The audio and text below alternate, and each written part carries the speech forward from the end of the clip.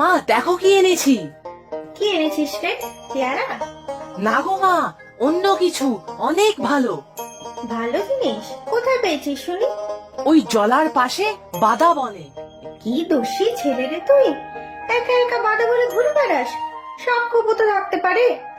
না মা, আমি হাতে একটা লাঠি নিয়ে জমিতে ঠুকতে ঠুকতে যাই, সাপ থাকলেও ঠিক সরে যাবে। সে হোক গিয়ে, আর যাবি না একা একা ওদিকে। তোর কিছু হয়ে গেলে আমার কি হবে বলতো? ধুৎ, তুমি না মা খুব ভীতু, কিছু হবে না আমার। আমি ভীতু সেই ভালো, তোর আর বেশি দুঃসাহস দেখাতে হবে না। ওমা দেখবে আমি কি পেয়েছি। কি পেয়েছিস শুনি? এই দেখো। দেখি, এ তো হাঁসের ডিম। হ্যাঁ তো, হাঁসের ডিম শুকনো ঘাস পাতার মধ্যে পেলাম, টাটকা, এখনো গরম আছে। কাদের হাঁস কে জানে, পরে ঘরে এসে কেউ ঝগড়া করবে না তোরে? না মা, কাউকে তো দেখি না ওদিকে, একদল হাঁস এসেছিল মনে হচ্ছে। এমনিতে ওই বাদামনে তো কেউ যায় না, শুধু শুধু নষ্ট হতো ডিমগুলো। আচ্ছা দে, আজ রাত্রে হাঁসের ডিমের ঝোল বানিয়ে দেবো। তোর বাবা হাঁসের ডিম খুব ভালো খায়। বাবা কোথায় মা? ওই তো গোপাল বাবুর লোক এসে ডেকে নিয়ে গেল, কিছু কাজ আছে বোধহয়। বাবাকে দুটো ডিম দিও মা, কত পরিশ্রম করে আমাদের দুজনকে ভালো রাখার জন্য। সত্যি রে, তোর বাবা রাত দিন পরিশ্রম করে আমাদের সংসারটাকে চালানোর জন্য। আমি যদি পারতাম তোর বাবার মতো একটু রোজগার করতে, তাহলে সংসারটা আরেকটু ভালোভাবে চলতো। তুমিও তোমার সকাল থেকে রাত পর্যন্ত কত কাজ করো। দাঁড়াও, আমি একটু বড় হই, তখন আমিও বাবার মতো কাজ করতে যাব। না রে নীল, তোর এখন পড়াশোনা করার সময়। পড়াশোনা করে বড় হ, তারপর সংসারের হাল ধরবি না হয়। আচ্ছা মা, তখন আর বাবাকে কষ্ট করে কাজ করতে হবে না। তুই খুব ভালো ছেলে রে আমার। দেখিস, আজ আমি খুব ভালো করে হাঁসের ডিম রান্না করব। আমাকে ডেকেছিলেন কর্তামশাই? হ্যাঁ, ডেকেছি তো বটেই। বসো বসো, দাঁড়িয়ে কেন? না না, আমি ঠিক আছি, আপনি বলুন। আমার এই গ্রামে বেশ কয়েকটা বড় বড় ধানের গোলা আছে, জানো তো? বিলক্ষণ জানি, সেই গোলার ধান আপনি কত গরিব দুঃখীদের দান করেন। একটা তো ওই বাদাবনের পাশে। হ্যাঁ, ওই ধানের গোলাতেই ইদানিং চুরি শুরু হয়েছে, প্রায়ই হিসাবে গরমিল থাকছে। এ তো অন্যায় কর্তা। সেটাই তো বলছি, আর তাই তো তোমাকে ডেকে পাঠিয়েছি। আগে আমি কিছু করিনি কর্তা। না না, তুমি কিছু করনি তা আমি জানি। তুমি অত্যন্ত সৎ মানুষ। আমি তোমার কাছে একটু সাহায্য চাই। আমি কি সাহায্য করতে পারি আপনাকে? বাদাবনের দিকের আমার একটা বড় জমি আছে, ভালোই ধান হয়। ওই ধানের গোলাতে তোমাকে একটু নজর রাখতে হবে। লেঠেলরা থাকবে, কিন্তু আমার কাউকে বিশ্বাস নেই। তোমাকে ওদের একটু চোখে চোখে রাখতে হবে। সে আপনি ভাববেন না কর্তা, আমি থাকতে কোনো চুরি হতে দেব না। সে ভরসা আমার তোমার উপর আছে। তা তোমার ছেলে কেমন আছে? আগে ভালোই আছে কর্তা, পড়ালেখা তো খুব ভালো মাথা ওর। বাহ বাহ, বেশ ভালো। বড় হোক, ভালো হোক, এই তো চাই। আচ্ছা কর্তা, আমি এখন আসি, আজ রাত থেকেই আমি নজর রাখবো।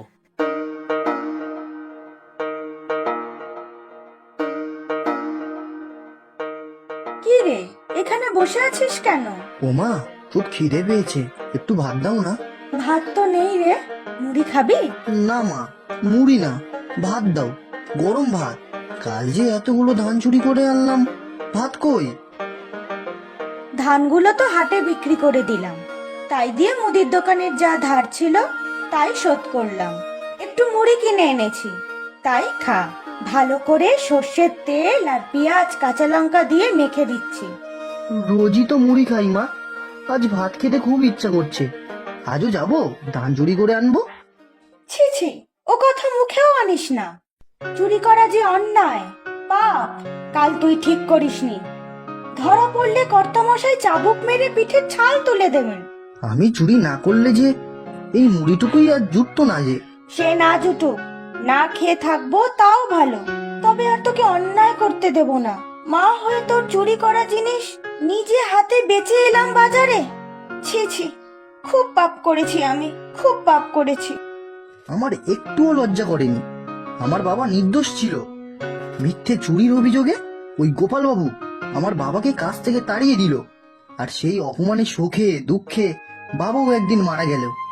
চুপ কর, চুপ কর, যা হবার তা হয়ে গেছে। এখন এসব কথা বলে লাভ কি? কিন্তু তুই আর কোনো অন্যায় কাজ করবি না। আমাদের যা হবার হবে। রাত হয়েছে, ঘরে খেতে আয়।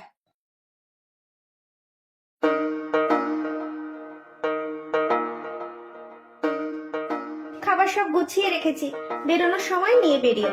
তুমি রাতে কোথায় যাবে বাবা? ওই বাদাবনের পাশে যে গোপালবাবুর ধানের গোলাটা আছে, ওটা আজ রাত থেকে পাহারা দেব। মানে সবার উপর নজর রাখবো আর কি। আমিও যাব বাবা তোমার সাথে। সে কি? না না, এই রাতের অন্ধকারে তুই যাবি মানে? একদম না। ও বাবা, বলো না আমাকে, আমিও যাব। না রে বাবা, তোর মা ঠিকই বলেছে। আমি সারা রাত ওখানে থাকবো। তোর তো কালকে স্কুল আছে। সারা রাত জেগে থাকলে শরীর খারাপ করবে যে। আচ্ছা, তোমার কোনো বিপদ হবে না তো গো? চোর ধরা তো আর তোমার কাজ নয়। ওরা যদি তোমার কোনো ক্ষতি করে? আমি চোর ধরতে যাচ্ছি তোমাকে কে বললো? আমি শুধু যারা ওখানে পাহারা দিচ্ছে তাদের চোখে চোখে রাখবো। যদি কিছু বেচাল দেখি কর্তাবাবুকে জানাবো। কি জানি বাবু, আমার ব্যাপারটা ভালো ঠেকছে না। কর্তাবাবু আমার উপর ভরসা করে কাজটি দিয়েছেন, সেটা তো আর আমি না করতে পারি না। তুমি এত ভেবো না তো। জানো তো বাবা, আজ সকালে আমি ওই বাদাবনে গিয়েছিলাম। কত বড় জায়গাটা! 4টে হাঁসের ডিম এনেছি। সেই ডিম দিয়েই তো কষা করেছি। রুটি আর ডিম কষা টিফিন কৌটায় ভরে দিয়েছি। তবে ওই বাদাবনে বেশি না যাওয়াই ভালো। সাপ খোপ কি না কি আছে কে জানে। ওই জমিটাও গোপালবাবুর শুনেছি। সেটাই তো নীলকে আমি বলি, আমার কথা শুনলে তো? না, এবার আমি উঠি। একটু আগে গিয়ে জায়গাটা ভালো করে দেখতে হবে। তুমি তৈরি হও, আমি খাবার গুছিয়ে দিচ্ছি। খুব বাবার কাছে যেতে ইচ্ছে করছে। আচ্ছা, এখন বাবা কি করছে ধানের গোলাতে? আমিও তো বাবার সাথে একটু পাহারা দিতে পারতাম। যাব একবার। মা যদি জানতে পারে তাহলে খুব বকবে। না, যাই একবার, চুপি চুপি একবার দেখেই চলে আসবো।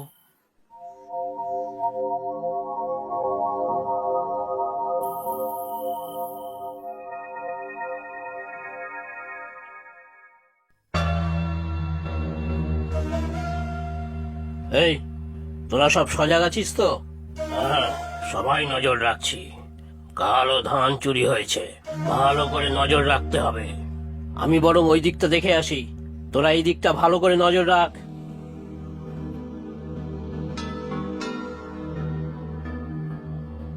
গঙ্গাপদটাকে চুরির অপবাদ দিয়ে বার করলাম, আর এখন আরেকটা এসে জুটেছে পাহারা দিতে।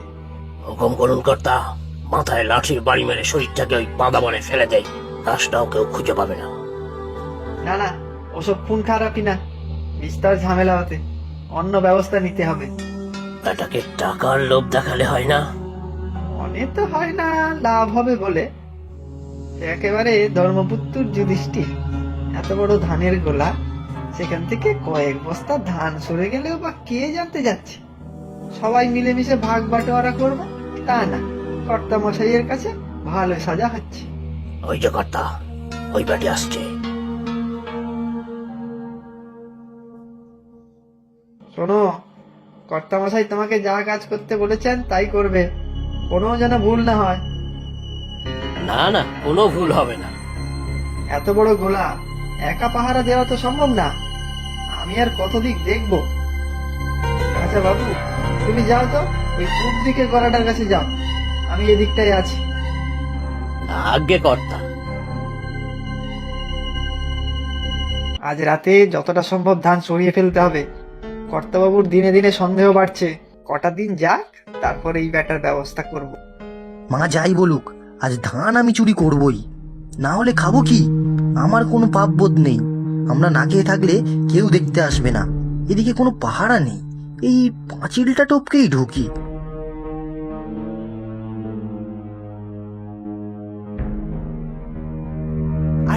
ওই তো একটা ছেলে পাঁচিল টপকাচ্ছে মনে হচ্ছে।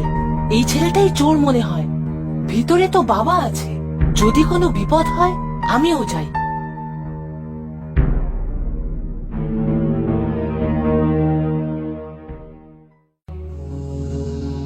এনে হাত চালা, কে কখন কোথা থেকে এসে পড়বে কে জানে। হাত চালা, হাত চালা। ও, তুমিই তার মানে চোর? এই তুই কে? কোথা থেকে ঢুকলি? আরে কে তুই? আমি এক্ষুনি কর্তাবাবুকে গিয়ে বলবো তুমি চুরি করো, আর তার দোষ পড়েছে আমার বাবার উপরে। ও, তুই ওই গঙ্গারামের ছেলে? বাপটাকে চুরির দায়ে বার করেছি, এবার তোকেও কর্তাবাবুর কাছে দোষী করবো। বাবা, ও বাবা! এ কি নীল, তুই এখানে কি করে এলি? মা ঘুমাচ্ছে, সেই ফাঁকে চুপি চুপি চলে এসেছি। তখন তো মা আসতে দিল না। এটা তুই ঠিক করিসনি। তোর মা তোকে দেখতে না পেলে চিন্তা করবে। একটা ছেলে পাঁচিল টপকে এইখানে ঢুকলো, ওই মনে হয় চোর। কিন্তু এখন বুঝলাম ওই লোকটাই চোর।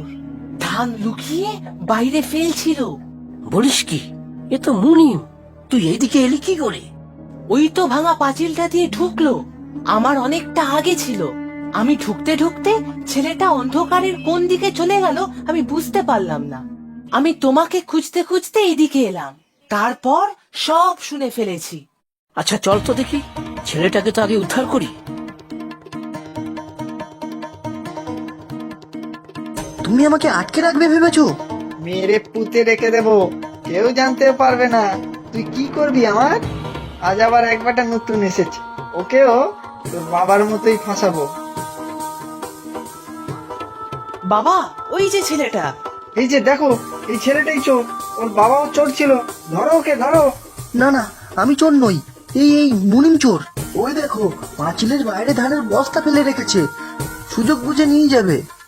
এই, মুখ সামলে কথা বল।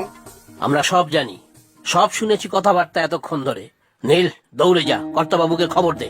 যা বিচার করার উনি করবেন। এই মুনিমই আপনার গোলার ধান চুরি করে। আমার বাবা নির্দোষ ছিল। পিলু ঠিক বলছে কর্তামশাই। আপনি মুনিমের বাড়ি গুদাম তল্লাশি করালে চুরির ধানের বস্তা পাবেন। মুনিমের উপর সন্দেহ আমার ছিল, কিন্তু মাঝখান থেকে গঙ্গাপদর জীবনটা চলে গেল। তখন আমার কাছে কোনো প্রমাণ ছিল না। এবার আমি উচিত শিক্ষা দেব।